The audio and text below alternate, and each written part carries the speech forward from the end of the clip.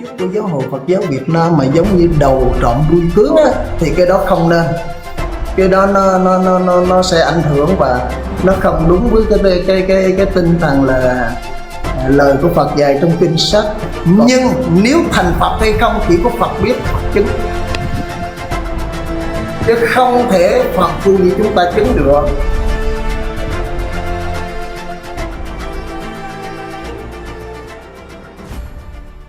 Trong cái thời gian qua con có xem trên trang mạng á, thì có nghe thầy Thích Nhật Từ có giảng một đoạn nói về Đức Phật Thích Ca Mâu Ni của chúng ta, là đại loại như thầy ấy nói là hồi xưa Đức Phật do ăn uống sai thì đó, không đúng điều độ mà nên mới mắc chứng bệnh gọi là ung thư, thì mới rồi từ chỗ đó thì mới dẫn tới nó nhập niết bàn.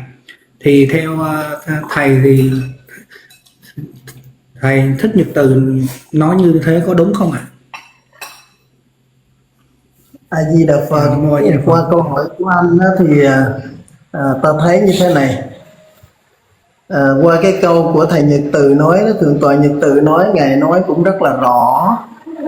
Theo như cái sự tư duy của ngài luận á, tư duy cá nhân của ngài thôi, ngài có thể là suy đoán rằng trong thời điểm đó nền khoa học chưa được tăng tiến, chưa được tiến bộ, thì trong sự rừng già rồi mọi thứ ăn thì coi như là nó cũng có thể ảnh hưởng đến cái vấn đề mà vệ sinh môi trường vân vân.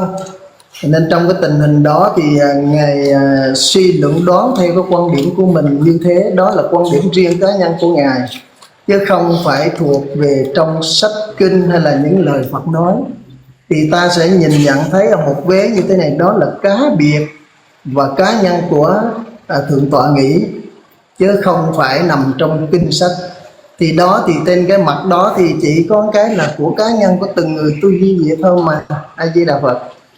Dạ. Nên mình cũng không phải mà nó cũng không phải là gì, đó là cá nhân của người ta mà thầy Thượng tọa Nhật Từ nói rất là rõ ràng, đó là theo sự tư duy cá nhân của thầy. Trừ trường hợp nào mà Thượng tọa Nhật Từ đem cái đó mà dạy giảng ở trong trường học hay truyền bá cái đó mang tính cách là để giáo huấn á, thì cái đó không nên. Cái đó nó sẽ ảnh hưởng và nó không đúng với cái tinh thần là lời của Phật dạy trong kinh sách. Còn cái đó nói với tư cách là cá nhân và sự suy nghĩ riêng của mình. A Di Đà Phật. Dạ, A Di Đà Phật, con cảm ơn thầy ạ. Vậy là theo những nhận xét của thầy, đó là quan điểm cá nhân của thầy ấy, chứ không phải là trong kinh kệ hay là trong giáo lý của Đức Phật để lại trong A Di Đà Phật. Cái đó tôi có nghe. Cảm ơn thầy. Cái đó tôi cũng có nghe, và chính thầy nói là đó là theo cái sự suy luận của thầy thôi, thầy có nói vậy mà. Vâng, góc độ cá nhân. A Di Đà Phật. Con cảm ơn thầy ạ. Dạ, Nam Mô Phật. Vâng, con cảm ơn thầy. Một câu chia sẻ. Có hai câu hỏi với lại thầy Biểu Khánh. Thứ nhất là vừa qua thì em có xem cái đường live của thầy với lại chỗ anh Báu, thì em thấy là kết thúc cuộc họp đó thì em thấy là bên thầy rất là hoan hỉ, cũng mời dự cả cơm chay. Anh Báu thì em cũng thấy là cũng rất là hoan hỉ, nhưng mà sau đó thì anh về thì anh lại nai rồi anh đính chính rất là nhiều, thì thôi em không tiện nói nữa. Nhưng em có hai câu hỏi xin thầy có thể gọi là giao lưu với lại em và mọi người. Rằng là câu hỏi thứ nhất là qua cái sự việc đó thì anh Báu anh ấy về anh ấy đính chính rất là nhiều, nói chung là em thấy là nó không hay, thì em muốn hỏi thầy là thầy có buồn không? Đấy là câu hỏi thứ nhất. Và câu hỏi thứ hai là thầy có thấy cái chuyện vừa rồi gặp anh Báu là nó cũng không có giá trị gì không? Có giá trị gì không và không có giá trị gì không? Và sau này thì thầy có kế hoạch là gặp lại anh ấy lần nữa không? Em xin hết. Nam Mô A Di Đà Phật. Thưa với quý vị rằng câu ca dao tục ngữ của cha ông ta từ ngàn xưa: nhiễu điều nhũ lấy giá gương, người trong một nước thì thương nhau cùng. Đó là ca dao nói về trên cái tinh thần của người Việt Nam ta. Mà bên cạnh đó, tôi là người Việt Nam, công dân Việt Nam, cộng với cái vai trò của mình hôm nay có cái hữu duyên được làm đệ tử của Đức Phật Thích Ca Mâu Ni, thì lúc nào cũng học tứ vô lượng tâm, đệ từ, đệ bi, đệ hỷ, đệ xả mà. Nói vậy là anh hiểu rồi đó. Thì đương nhiên là không có gì buồn phiền anh báo cả. A Di Đà Phật. Còn câu thứ hai, các anh nói rằng hỏi rằng khi anh báo đến thì có cái gì hữu ích và có cái gì không hữu ích, và có cần gặp anh báo nữa không, cái duyên gặp anh báo nữa không đó. Thì thưa với quý vị, chúng ta là con người trên cái hành tinh, trên cái trái đất nói chung. Người ta nói là trái đất tròn có ngày gặp nhau, phải không nè? Trái đất tròn xoay vần có ngày gặp nhau. Thế thì chúng ta gặp nhau làm thế nào để cái nhân tố tốt gặp nhau trên cái duyên lành? Đó là cái tinh thần của người con Phật, hay tinh thần của một con người của thế gian mà có chút đạo đức, thì luôn luôn mong cho mình có cái hậu vận tốt. Thế thì trái đất xoay tròn sẽ gặp nhau, dù anh muốn hay không muốn, trên cái tinh thần đó cũng sẽ gặp nhau. Đó là ý trả lời danh như vậy. Cái thứ hai nữa là có ích gì và hữu ích gì. Thật ra thì chúng ta đều, ông bà có dạy rằng gương lành là bạn, gương bể là thầy. Tất cả hai yếu tố đều có giá trị như nhau. A Di Đà Phật. Dạ vâng, thưa thầy, như thế này ạ. Trong giáo lý Đại Thừa có nhắc đến một cái gọi là một cái thuyết gọi là thầy mạt Pháp với thầy. Thì con xin thưa với thầy là cũng là một Phật tử, con rất quan tâm đến điều này. Bởi lẽ khi quan sát tất cả những cái sự việc diễn ra bởi các Phật tử trên khắp thế giới cũng như ở Việt Nam, thì đã có rất nhiều những các nhà sư, những các chùa lớn, những các tự lớn đã vi phạm rất nhiều những cái quy chuẩn đạo đức, thậm chí là vi phạm đến pháp luật. Và ở Việt Nam mình thì đến thời điểm này thì con cũng quan sát thấy là có rất nhiều những cái vụ việc lùm xùm xung quanh các vị thầy đức cao vọng trọng. Thì con hỏi với thầy là cái thời mạt Pháp người ta được định nghĩa như thế nào, và nếu như thế này, khi đạo và đời nó cứ đối nghịch nhau mãi như thế này, thì đây có phải là thời mạt Pháp hay không hả thầy? Thầy hoan hỷ trả lời giúp chúng con. A Di Đà Phật. Mà qua cái lời của anh Hoàng Thịnh đó thì như thế này. Thật ra pháp của Đức Phật thì vĩnh hằng, không có gì là lỗi thời cả và không có gì là mạt cả. Vì Đức Phật đã nói rất rõ ràng, ba đời chư Phật quá khứ cũng vậy, và hiện tại Đức Bổn Sư Thích Ca Mâu Ni cũng vậy, và đương lai Phật ra đời cũng vậy. Thế thì cái giáo lý của Đức Phật, chân lý xuyên suốt không gian và thời gian, quá khứ, hiện tại, vị lai, không có gì là lỗi thời và không có gì là mạt pháp cả. Mạt ở đây có nghĩa là khi con người chúng ta đó, cái sự hạ liệt của con người nó nặng ở một vế nào khác. Thí dụ như về cái vật chất, hay về cái sự tiến hóa, tiến bộ của loài người văn minh, thì nó làm cho con người bị nặng ở một vế, thì nó quên đi cái vấn đề của cái đạo đức. Mà đạo đức nó xuất phát từ cái gì? Từ tâm. Nên do cái đó thì làm cho con người nó nặng ở một chiều mà không đem lại cái sự quân bình trong cuộc sống, thế thôi, chứ không phải là mạt pháp. Nên cái pháp của Phật là không bao giờ mạt, mà con người chúng ta mạt hạ liệt vì cách nhìn nhận ở chánh pháp.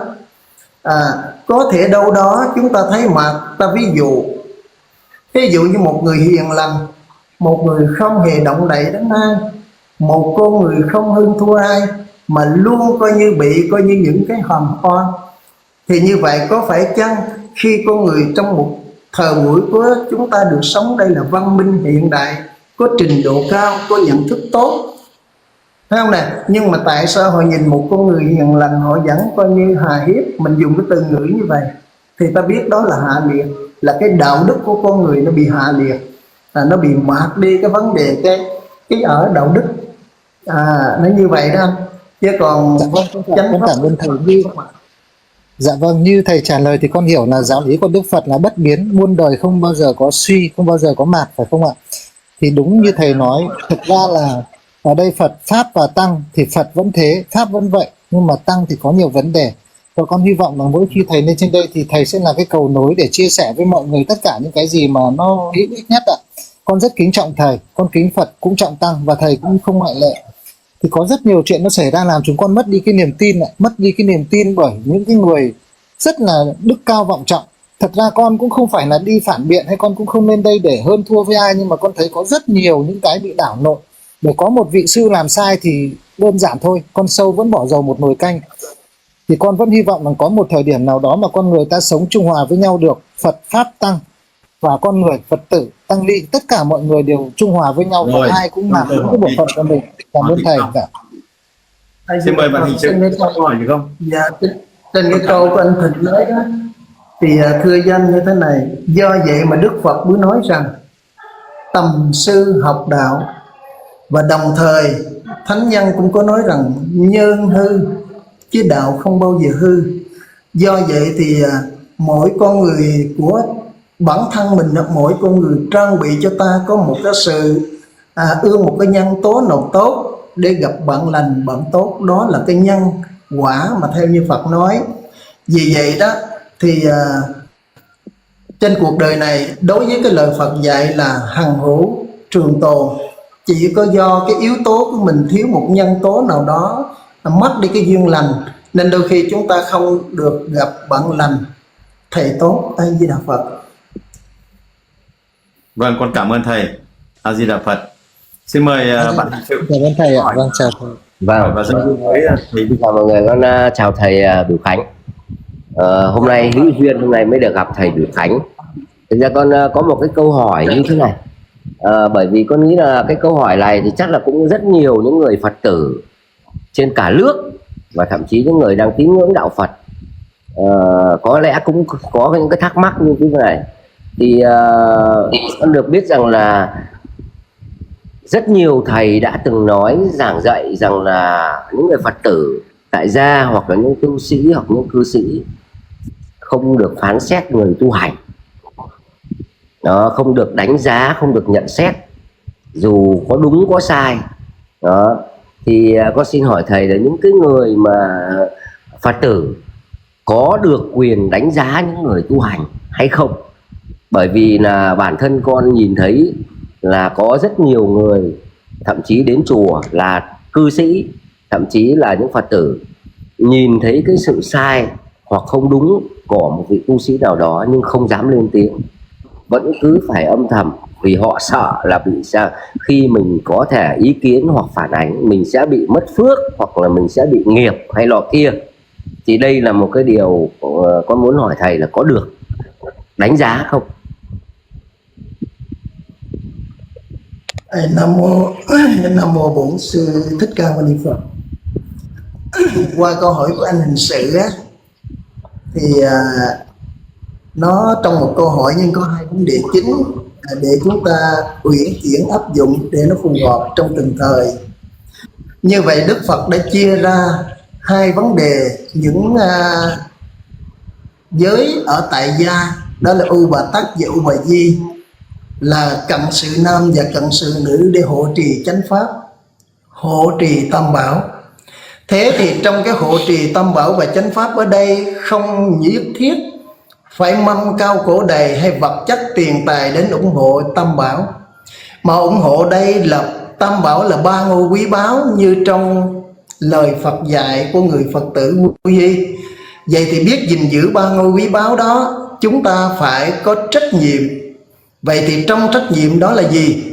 Đương nhiên chúng ta không những gìn giữ để trường tồn, mà đồng thời cái gìn giữ đó thì nó bao hàm trong đó là chúng ta được có những sự đóng góp ý kiến, nhưng ta đóng góp ý kiến trên tinh thần của Phật Pháp, xây dựng cho phép đi gìn giữ cái chánh Pháp còn trụ ở đời, và để làm cho cái sự ba ngôi tam bảo nó có sự chúng ta dùng từ ngữ thế dân cho dễ hiểu là để có sự uy tín trên cái thần thế này, mà mọi người không xem thường ba ngôi tam bảo. Thì cái vai trò của hàng cư sĩ cận sự nam và cận sự nữ rất quan trọng trong cái gìn giữ và góp ý kiến xây dựng và bảo tồn cái vấn đề ba ngôi tam bảo. Thế thì Anh hình sự hỏi là được nói không? Được, được xây dựng, được đóng góp ý kiến, chứ không phải chỉ trích, không phải chê bai, thì đó là đúng, là được phép. Như tôi đã nói có một lần có tâm sự với quý vị đó, tôi sống tăng ly chúng là tăng tàn, nên tôi đôi khi phải trưng cầu ý kiến của quý cụ, mà năn nỉ quý cụ nữa cơ. Quý cụ nói không, con không dám nói đâu, nhưng mà mình kính lão đắc thọ, các cụ làng xóm rất là lớn tuổi, do vậy thì tôi lấy một cái khai như thế này, tôi nói các cụ cứ viết vô là con thấy thầy còn cái gì đó, cái hạnh còn nóng, cái hạnh chưa gì đó vân vân, cứ ghi vô rồi thả đây, đậy cái nắp như thế này lại. Tôi sẽ đi về lưu tôi sẽ mở ra tôi coi, để tôi lấy cái đó mà tôi biết sửa mình và làm thế nào để phục vụ gần gũi quý vị cho nó được đúng như tâm mà các vị mong cầu một vị thầy của mình, là ba ngôi tam bảo mà mình thường về sinh hoạt để cho nó hợp ý với quý ngài, cho nó trọn vẹn.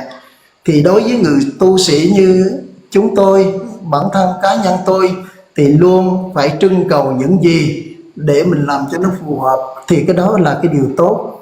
Còn đâu đó nói chung, như câu anh hình sự nói, thì theo bản thân tôi là được phép xây dựng, được phép góp ý. Giống như hôm nay giáo hội của chúng ta, đôi khi có những gì để thì cũng nhờ những học giả nè, rồi những sự xã hội học nè, vân vân, để góp ý cho một cái công việc của Phật sự được tròn đầy, thì đều nhờ trong đó hết trơn á. Mà tóm lại là luật này Đức Phật có nói là cận sự nam, cận sự nữ là người coi như hộ trì tam bảo mà, nên được xây dựng, được góp ý. A Di Đà Phật. Vâng, con cảm ơn thầy. Thì qua cái câu trả lời của thầy Bửu Khánh thì tất cả khán giả chúng ta cũng hiểu, và những người Phật tử chúng ta cũng hiểu, tức là muốn gìn giữ đạo Phật thì chúng ta không cần phải lo lắng và sợ hãi. Và bởi vì rất nhiều năm qua thì bản thân những người Phật tử như chúng ta đã từng sợ hãi, từng lo lắng, từng sợ mất phước, từng sợ coi như là khi mà chúng ta không hiểu hoặc không thấy an lạc ở một nơi nào đó, ở một vị tăng nào đó, hoặc ở một ngôi chùa nào đó, thì chúng ta vẫn có quyền thắc mắc và vẫn có quyền hỏi với ý kiến là đóng góp, chứ không phải là chê bai.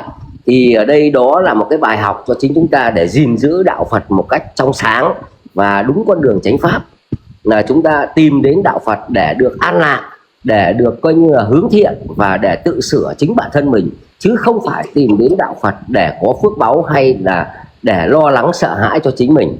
Thì đây chính là câu trả lời của thầy Bửu Khánh để cho khán giả hiểu.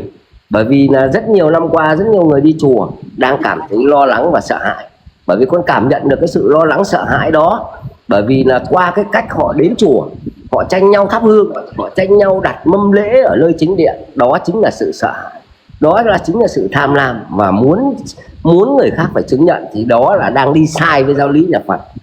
Chính vì cái sự sợ hãi đó mà không ai dám lên tiếng. Thì hôm nay có thầy Bửu Khánh đã trả lời, con cảm ơn thầy.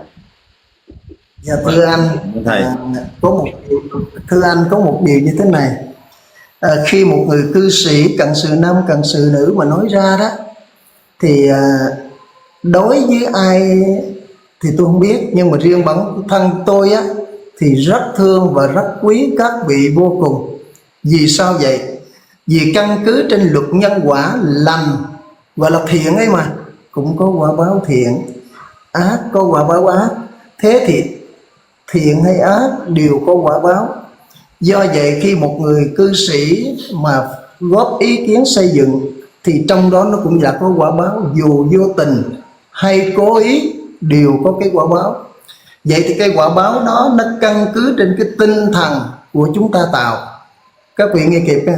Do đó thì người tu sĩ thì cảm nhận và thương người cư sĩ rất là nhiều, vì trên tinh thần tốt mà họ dám hy sinh, dám chấp nhận cái quả báo để nói lên cái sự thật. Thì cái sự thật đó như bản thân tôi nhờ cái thật đó để tôi cải tổ, tôi sửa đổi, để tôi trở thành trên cái lộ trình thánh thiện. Vì tôi muốn bỏ phàm làm thánh thì phải được cái người xây dựng. Nhưng người xây dựng kia đóng góp ý kiến cho bản thân tôi, thì chính người kia cái ý tốt vẫn có quả báo tốt. Các vị nghe kịp cái ý đó nha. Nên vô tình hay cố ý tất cả đều có quả báo. Đó, thì cái người mà được xây dựng đóng góp ý kiến đó thì luôn luôn như trong nhà Phật chúng tôi, Bồ Tát là đắp y lan, rồi đi từng bậc tôn túc, đi từng những bậc ấy đảnh lễ cầu xin những vị đó chỉ dùm cái lỗi cho mình. Trong những tháng hàng tháng như vậy đó quý vị, trong đời tu cứ hàng tháng Bồ Tát là như vậy, để xin chỉ những cái gì mình chưa hoàn thiện trong một tháng qua, hay có lỗi lầm về lời nói đến việc làm mà làm cho người ta bị gọi là hại não đó, là buồn phiền đó, thì được xin chỉ để rồi mình lại sám hối. Nên người cư sĩ mà biết gìn giữ ba ngôi tam bảo góp ý với thầy mình, đóng cửa dạy nhau đó, thì điều này rất là quý và khâm phục. A Di Đà Phật. Và đồng thời chúng ta thương là quả báo đến, bất cứ làm dữ đều có quả báo, vô tình hay cố ý đều có quả báo đó. A Di Đà Phật. Vâng, A Di Đà Phật. hôm nay Cảm ơn thầy rất là ý nghĩa, khán giả chia sẻ thật nhiều và thả tim. Cảm ơn thầy Thượng tọa Biểu Khánh chia sẻ trong các câu hỏi trên. Xuân Thắng mời anh Hạnh Phúc và anh Tuệ Con có đặt câu hỏi gì với thầy không?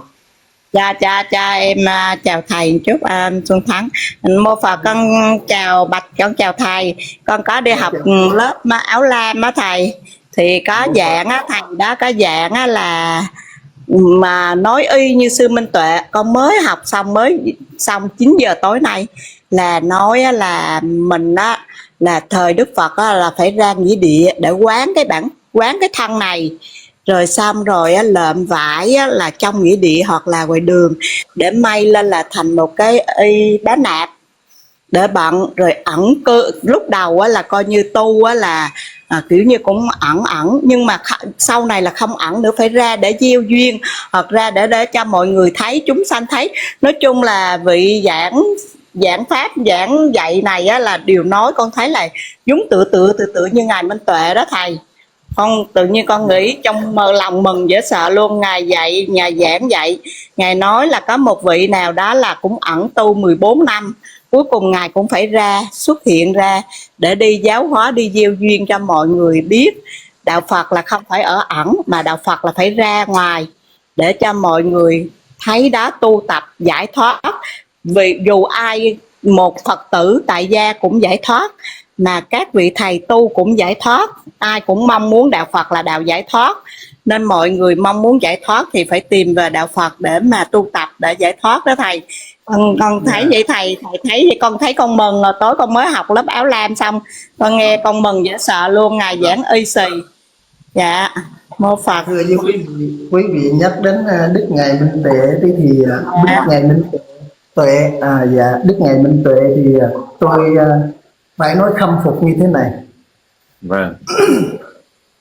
Các vị biết á, là cái sông Hằng á, thì các nhà khoa học trên thế giới nhìn nhận cái chỗ đó là nó có nhiều vi khuẩn, vi trùng rất là nguy hiểm, độc hại. Bị gì đó nó rất là ô nhiễm môi trường mà, và nơi thiêu đốt xác rồi nọ kia, rồi quăng xuống sông Hằng vân vân, thì đôi khi trong đó có những người bệnh nan y chẳng hạn. Thế nhưng ở đây quý thầy ra sông Hằng lượm những cái vải đó rồi giặt sơ sơ, chứ cũng không có xà phòng rồi giặt kỹ như mình đâu, rồi cũng không có thuốc tẩy tiệt trùng rồi đâu. Thế mà quý ngài mặc vô như vậy mà không hề bị nhiễm bệnh gì hết, phải nói cái đề kháng của quý ngài quá tuyệt vời. Các vị nghe cái ý này không? Dạ có ạ. Có nghĩa là Cảm ơn thầy. có những tấm vải thay ma đốt đó, quý ngài lượm rồi giặt xả đi, rồi thành một cái chiếc y đắp lên trên mình. Nếu nói về khoa học thì chắc chắn là vi khuẩn chưa đủ cái tuyệt trùng, nó không thể hết được. Thế mà quý ngài đó đắp cái y đó vào trong cái thân mình mà không hề bị lây nhiễm bệnh. Vì qua cái kênh đó thì mới thấy được là Hùng Râu gì đó, anh có đi gieo duyên tuần hay gì đó, thì anh kể lại mình mới thấy là cái hồi anh đi với ngài Minh Tuệ hay ở chung đoàn thì anh không thấy gì hết. Nhưng khi anh về lại Việt Nam, anh về lại thì bắt đầu anh bị cảm và bị bệnh, phải uống thuốc. Và anh mới thấy rằng khi mặc cái y đó rồi đó thì về đây rồi bây giờ không dám mặc luôn.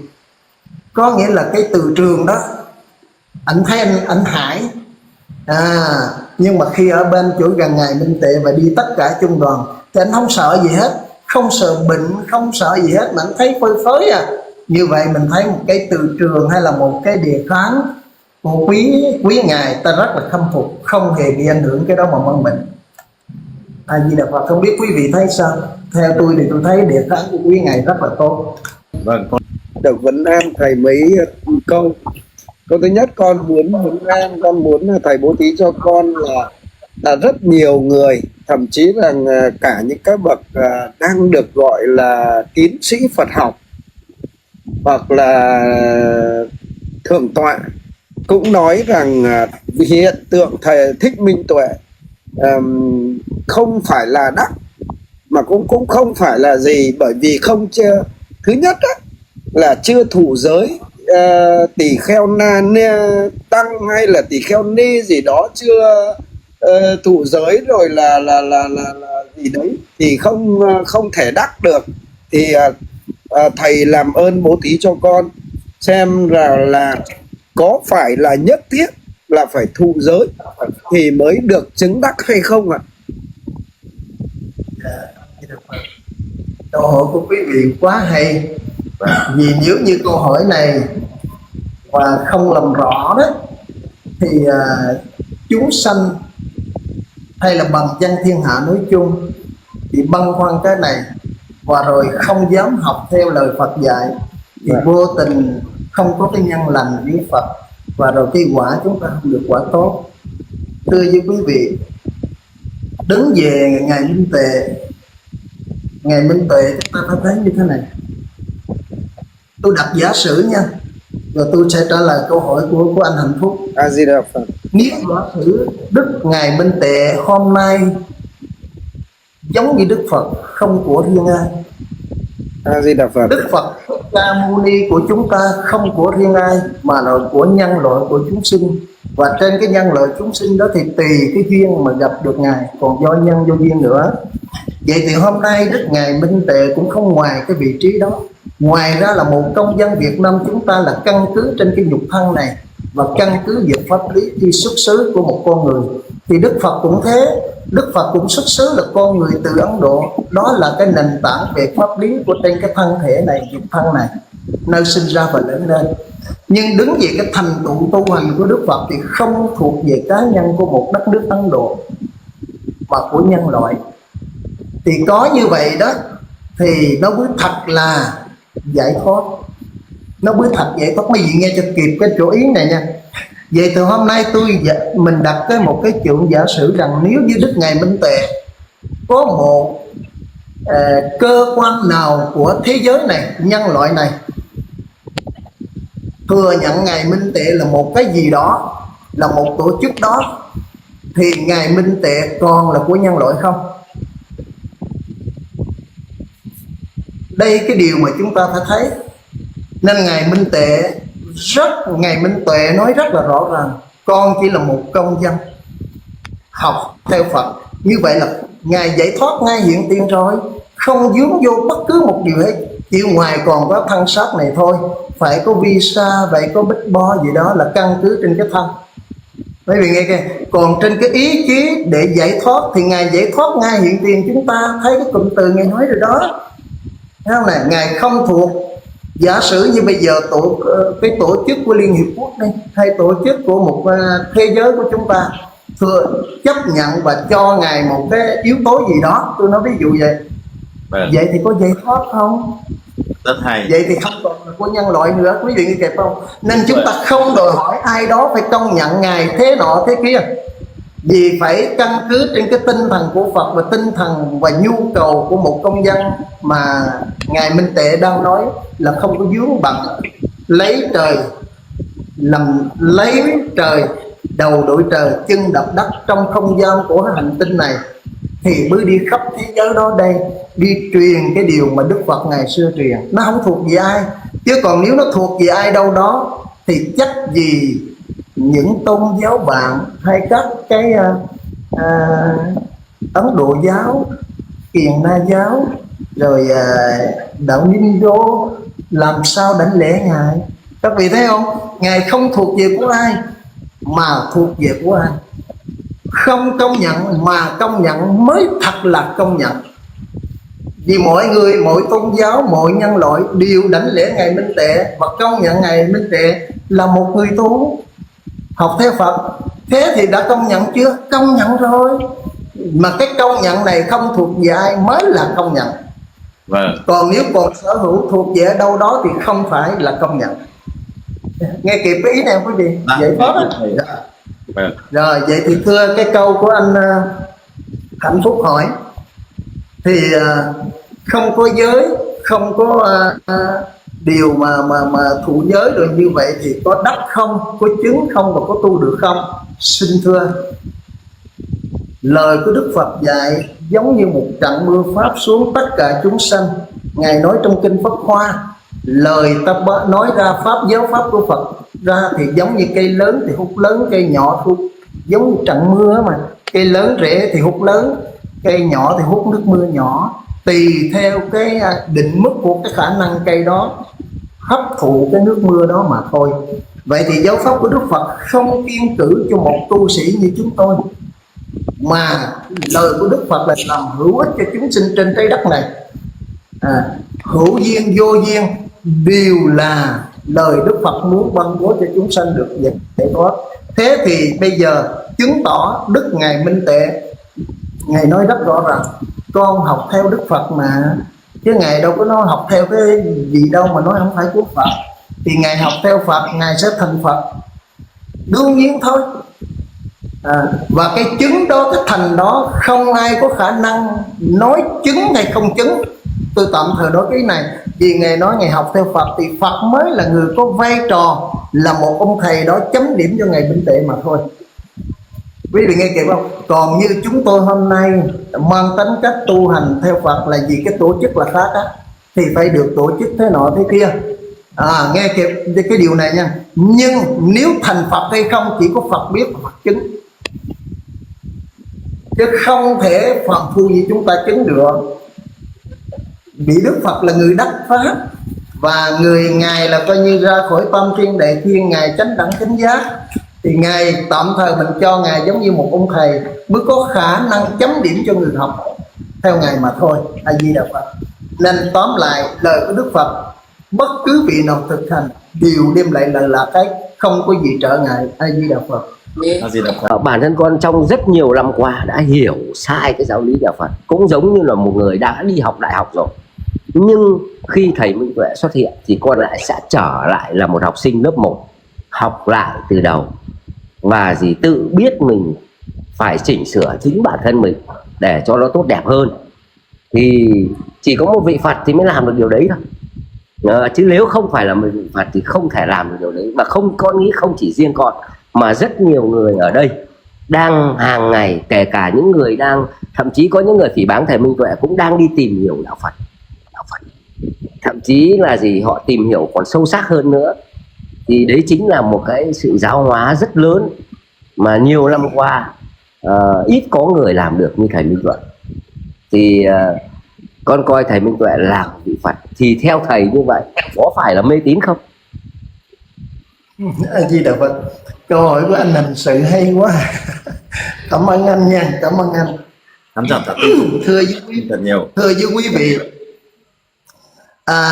ta phải thấy rất là rõ ràng cái chứng đắc của Đức Phật Bổn Sư Thích Ca Mâu Ni của Ngài đó là chứng đắc toàn giác, toàn năng, hoàn thiện, hoàn hảo, viên tròn. Còn nhưng mà Phật từ đâu ra? Phật từ phàm phu mà ra. Chúng ta là phàm phu để tiến hóa thành Phật, thành thánh, thành thiện, thành hiền, vân vân. Thế thì bây giờ chúng ta thấy chứng đắc từng bậc nè. Qua cái câu của anh Hình Sự đó, các vị thấy bây giờ Ngài Minh Tệ có phải buông xả được cái tham chưa? Rõ ràng buông xả tham, không chấp trước bất cứ một vật gì tài sản. Nói về hình tướng á, không giữ tiền bạc, không giữ nhà, không giữ của, không có một cái gì được gọi là vật chất ngoài có cái nồi cơm điện, bữa cái y thôi. Các vị thấy không? Như vậy Ngài đã buông xả được những cái phải xả. Phải đắc chưa? Thấy chưa? Thấy đắc ngay hiện tiền cái buông xả được cái đó. Rồi đó là xả tham, xả sân. Xả sân là gì? Đôi khi người ta chửi, người ta đánh, người ta nhục mạ, cho là chó, là heo, là súc vật, Ngài cũng không hề giận, không hề sân, không hề si. Vậy có phải đắc chưa? Thấy không? Ta nói về cái tướng đó nha. Không phùng mang trợn mắt, không hề lời sân hận với ai. Thấy cái điều này chúng ta thấy từng phần chưa? Thấy chưa? Và tôi tin chắc, đó là cá nhân tôi nha, và tôi đã gần Ngài Minh Tuệ, tôi tin chắc Ngài đạt trên cái tinh thần đó. Vì Ngài thường nói không có cái gì khác hơn là bỏ tham, bỏ sân và bỏ si. Thì qua cái hành động của Ngài chúng ta thấy ai đập Ngài cũng không đập lại, cũng không sân, cũng không hề mà nổi nóng và phải nói quyền rủa người đó. Thậm chí đến một câu nói cũng không hề nói để người ta coi như phải hại nào, không có sanh ra cái sự buồn phiền cho người khác. Thế thì cái đó là cái gì?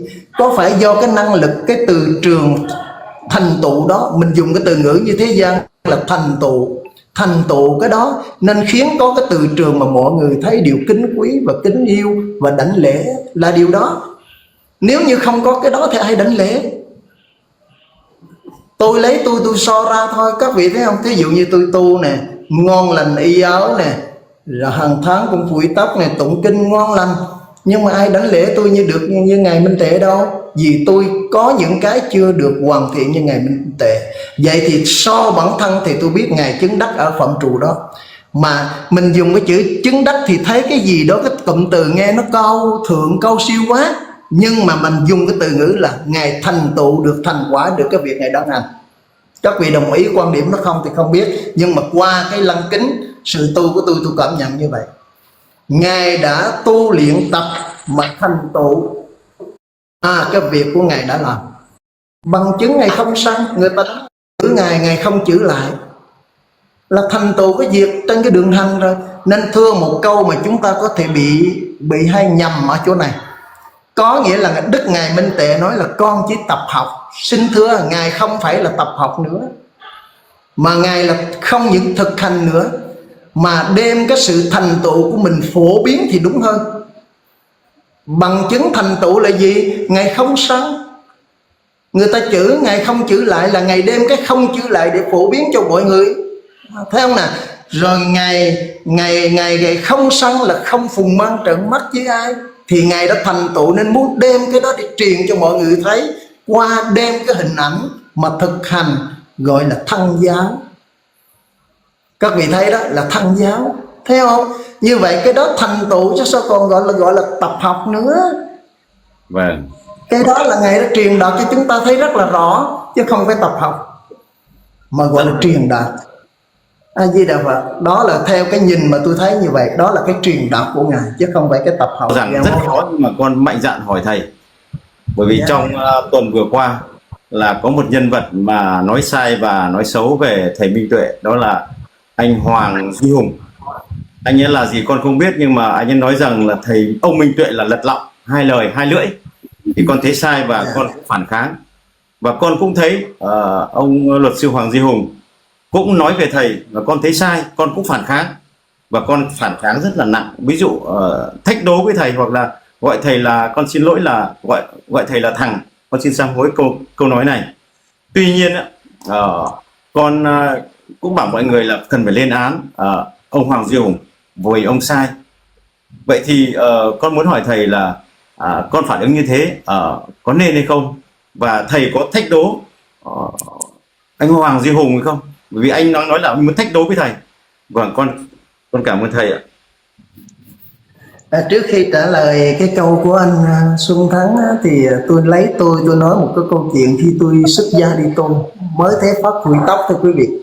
Lúc bây giờ tôi chưa có giới đức gì cả, mới phủi xuất thế pháp phủi tóc thôi.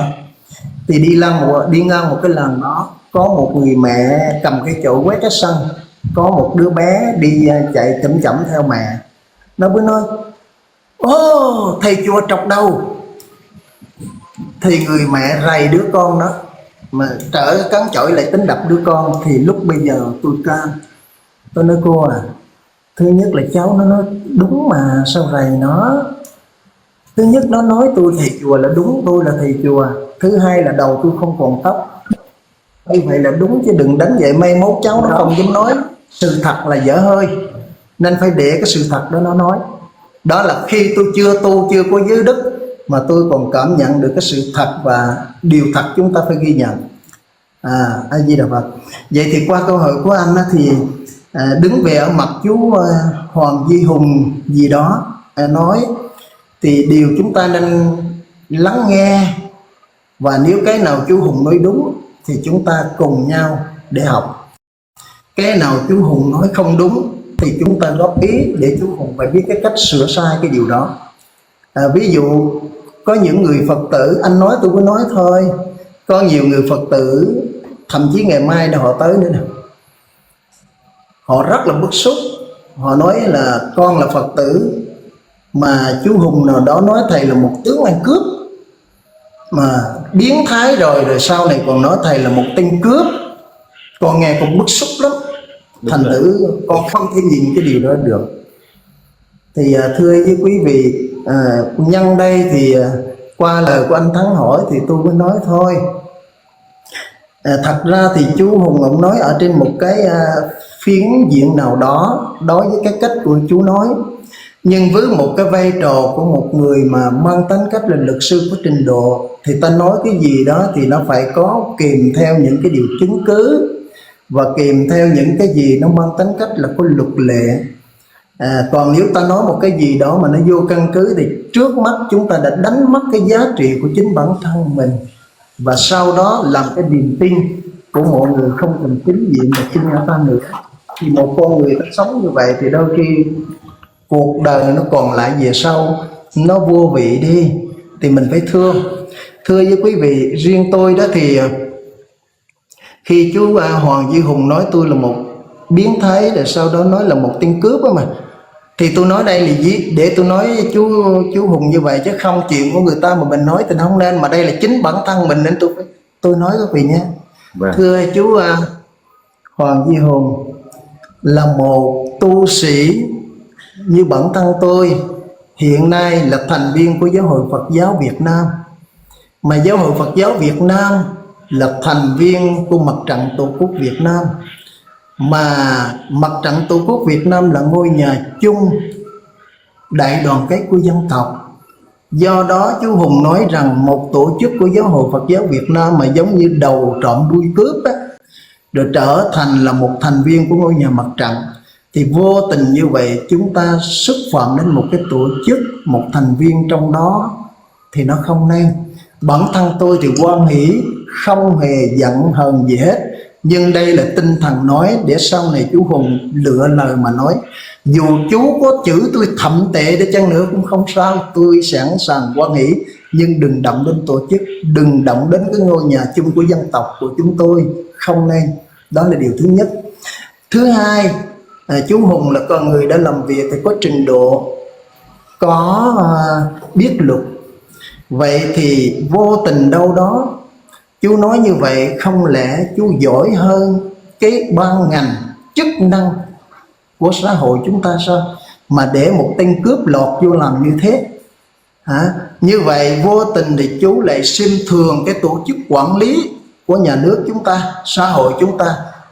Một tổ chức như thế mà để một tên cướp nó như thế, thì đây điều này là không phát giác được, mà chính chú mới là người phát giác. Thì đây là vô tình chung, chú lại xem đi cái vấn đề các cái nhà chức năng chức trách của chúng ta như là an ninh chẳng hạn, vân vân và vân vân. Thì mong rằng góp ý kiến để chú Hoàng Duy Hùng có cái nói nó không ảnh hưởng về mặt chung của xã hội. Còn riêng cá nhân tôi, chú chữ hay chú nói gì cũng được, tôi cũng không bao giờ nói lại đâu. Nhưng mà vì cái chung, vì ảnh hưởng của một dân tộc, ảnh hưởng của một tổ chức của xã hội nước nhà, nên tôi phải lên tiếng góp ý thôi, chứ không có giận hờn nha quý vị. A Di Đà Phật. Do đó thì qua cái việc mà chú Hoàng Duy Hùng nói nữa đó, mà như anh Thắng mới nói là anh Hoàng Duy Hùng thách đố là giỏi, thì nói với anh Thắng, anh Hùng rồi dám gặp không, dám mời không. Thưa anh, nói với quý vị hiểu rằng đối với anh chú Di Hùng á, cửa chùa Thiền Môn mở cửa tam môn thanh tịnh tuyệt phiên ngu, ba cánh cửa chùa lúc nào cũng mở, ai đến cũng được, không mời mà cũng không đuổi. Nơi Thiền Môn muốn đến học cái gì thì học cái nấy, ưng học từ bi thì dạy từ bi, ưng học hỷ xả dạy hỷ xả, ưng học kinh học luật học luận vân vân, thì đều đáp ứng và để dạy cho những cái chúng sanh đến chùa có nhu cầu. Nên thách đố thì đây không có thách đố người tu, mà thách đố cái gì hơn thua sao còn thầy chùa nữa. Rồi vậy là thấy cái đầu mình không tắt rồi, nên chú yên tâm, không có hơn thua gì đâu. Nhưng mà chú muốn đến thăm chùa rồi để tìm hiểu về Phật pháp cái gì đó thì luôn sẵn sàng tiếp như bao nhiêu người, chứ không có gì hết trơn á. Vì nên cái tinh thần đó thì thưa với anh Xuân Thắng là việc các anh nói để góp ý cho chú Hoàng Duy Hùng, để thấy mình trở về với nơi quê hương đất mẹ của mình thì mình phải làm một cái gì đẹp với khả năng của mình, chứ đừng làm cái ngôi nhà chung của mình mà rồi anh em xào xáo với nhau thì không nên. Đó là điều thứ nhất. Đó thì mong các anh ở ngoài cuộc đời làm thế nào đó tâm sự với nhau, trao đổi với nhau để lắng nghe.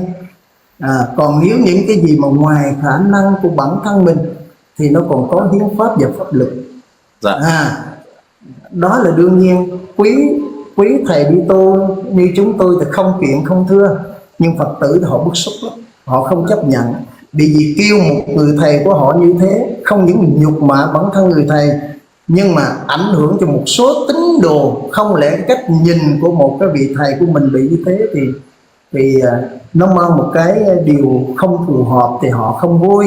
Họ không vui thì trở thành xáo trộn, thì làm mất cái vấn đề của sự hài hòa thì không nên. Nên mong chú Hoàng Duy Hùng lời ăn tiếng nói mình phải cố gắng ở một phía nào đó cho nó hài hòa, đừng có ảnh hưởng. Nhưng mà biết rằng chú Hoàng Duy Hùng là một người có đạo, ít nhiều thì cũng là đạo Thiên Chúa gì đó, thì nó khác hơn người thường một chút.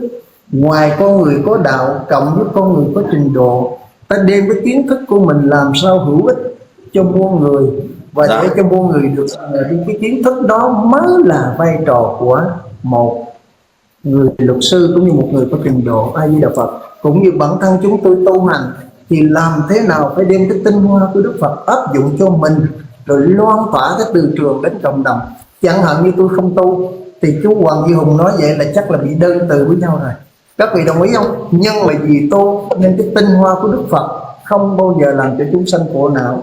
Tôi nghĩ rằng Đức Phật người ta cầm dao dí, nhưng mà Đức Phật còn không ấy. Thì đối với chúng ta hôm nay mới chữ đó mà có gì đâu. Chữ thậm tệ nữa là cho là giống như chữ này bên tệ con chó kia, mà ngày còn quán quan hiển mà. Còn tôi còn dù sao nói tướng cướp là cũng còn có chút gì đó, thấy không? Nên là cũng không có gì giận hơn. Cái thứ hai nữa, xin thưa với quý vị nói chung, có một vị Phật tử điện tôi nói thầy ơi, cái ông Hoàng Duy Hùng nào đó nói thầy là ma tăng. Tôi nói A Di Đà Phật. Vậy chú Hùng nói trúng quá, Hoàng Hiển trúng quá. Vì sao vậy? Thầy là một vị tăng thì chết là ma tăng là đương nhiên rồi. Chứ nếu thầy mà tăng mà nói chết thành ma đói hay ma só thì mới buồn chứ. Còn thầy tăng mà chết thành ma tăng là nói đúng quá. Vô cùng quan hỷ chứ không mấy vị. Đó thì cái câu